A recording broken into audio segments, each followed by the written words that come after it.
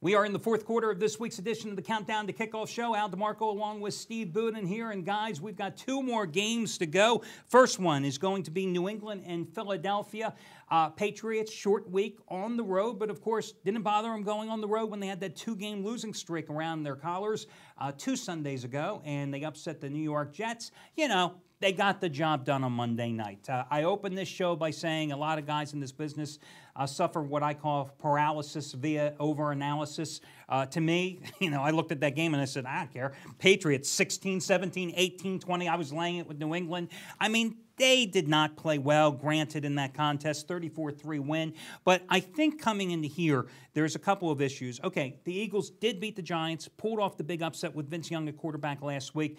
The Giants, that was just a pathetic performance by that team. Couldn't run the ball, couldn't give Eli Manning any pass protection. That's one thing that I think is key here. Is Tom Brady going to get the pass protection? Now, Brady got sacked 3 times by Kansas City, and the Chiefs have no pass rush. So you know the Eagles are going to be teeing off on him in this contest. Giants, to me, it felt like they just had to show up to win. Just because Vic wasn't in, they were just going to show up, punch a ticket, and win this game. Well, let me tell you something. The Eagles probably haven't played up, well, definitely haven't played up to their form. But you can't just show up and beat the Eagles. They're a tough team on offense and defense. So many different stars they can hit you with. I think that, you know, obviously it's now or never for them. I mean, everyone's already calling for Andy Reid's head. If he wins out and makes the playoff because he gets some help from other teams, maybe he'll stick around another year. Otherwise, it's doomsday for him. I think Philadelphia is going to bring it all. I like Philadelphia here at home. I think they can beat the Patriots. I think they can beat them outright.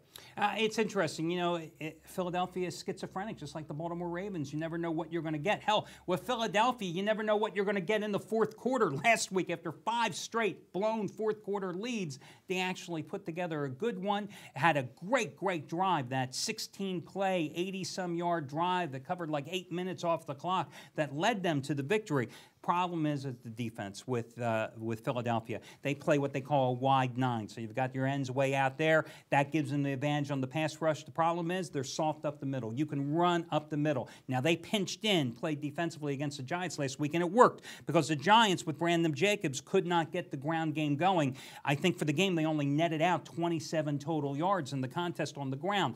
However, New England has a bunch of no-name backs. The Giants didn't have Amon Bradshaw last week, and Brandon Jacobs, to me, I think he's over the hill at this point in his career. I think New England will be able to run on Philadelphia. And the other thing is, the one thing that kills the Eagles defensively over the past few years, when you have a good tight end. And New England has that 2 tight end set. Brady loves going to his tight ends.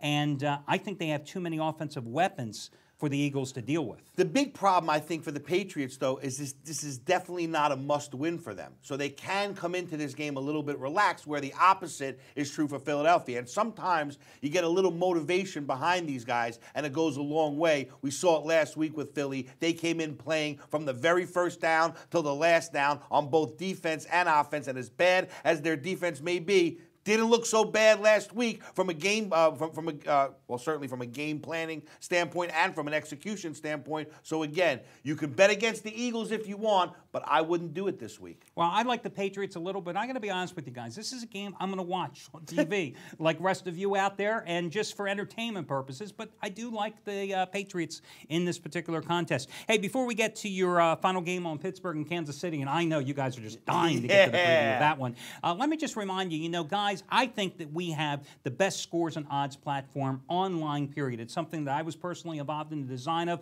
because I wanted to see what I wanted to find on a scores and odds site. That you just can't find anywhere else. Exactly. Because they'll give you all this nonsense that you really don't need, but the scores and the odds, forget it. You know, the scores are fast. I don't believe, personally, I do not believe that you will find faster scores anywhere online, and I'm talking about any sport. But also, it's the breadth of the number of sports books, so you can see the line moves through the day. You can see in Vegas books, offshore books, the premier books, you can get a true line measure as well. And a lot of people don't understand, even if you're not in Vegas, even if you don't have access to all the different sports books that are being shown, It doesn't matter, because if you're between two different games and you're looking for that little extra help, knowing the line moves, knowing where the line started and where it ends may just be that little bit of information that you need to put you over the top in your decision-making process. At the end of the day, the more information you have, the better. And guys, listen, right now, you know, for free, you can click on Scores and Odds, and you will see the opening line,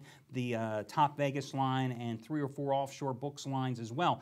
Once you become a customer of anything here at the site, understand that then you automatically get free access as well when you buy a package to all the other lines. You basically have your own personalized line service here. And the other thing, you got to check it out, guys, via your smartphone. You are not going to find a better mobile platform for the display of Scores and Odds than we have, and it's free. And the speed is amazing. I've been in a Vegas book with our, platform up on my phone, and as they change that line in the book, boom, it comes right on the phone within 30 seconds. It's unbelievable. So, guys, check that out as well. Final game, let's get to it. Pittsburgh and Kansas City. The Steelers are the big road favorite. I almost said the Pirates. You know, I think the Pirates could probably cover this number as Definitely. well. I mean, Tyler Palko was, well, what did you expect? He was Tyler Palko on Monday night. 3 interceptions, 25 for 38, playing But yet, from Tim behind. Tebow's not good enough to be an NFL quarterback. Yeah, but Tyler Palko, who bounced out of the UFL, the CFL, the NFL, if there were any other leagues, he would have bounced out of them as well. Now I pissed off everybody in Kansas City. But listen, bottom line is the Chiefs, whether it was Matt Castle or Tyler Palko, they have scored a total of 16 points in the last 3 games. They've only covered 3 of their last 12 or 3 of their last 9 at Arrowhead. Now, Pittsburgh has been inconsistent certainly this season, but they have historically been a second-half team. Ben has had the extra week to deal with that broken thumb. He's played with one before, back in 2005 as well when they won the Super Bowl.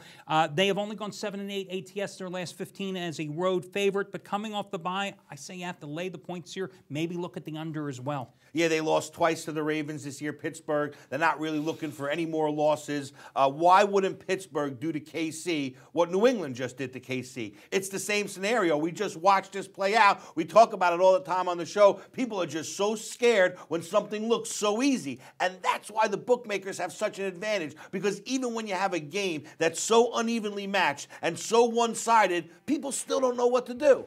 Exactly. So I say go ahead and lay it. I think you were in agreement. 100%. And guys, that'll do it for this week's show. Remember, you can catch the show in its entirety right here at the website. Also, remember, I have a daily video report, which is free. No registration, no purchase necessary. I break down all the games from you from a point spread perspective, give you free picks from all the sports, and that's available online as well. So that'll do it for this week, guys. We will catch you next week on the Countdown to Kickoff program.